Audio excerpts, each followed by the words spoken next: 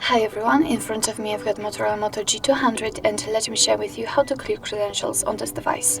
So first of all we have to enter the settings, and now let's find the security and let's enter. As you can see here we've got encryption and credentials, so let's tap on it, and at the very bottom of this list we've got a clear credentials option, so let's tap. And as you can see, your device will ask you if you really want to remove all the contents, so just confirm it with OK. If you've got a pattern or a pen, then enter to confirm. And here we've got the information that the credential storage has been erased successfully. So actually this is it. This is how to clear credentials in your Motorola Moto G200.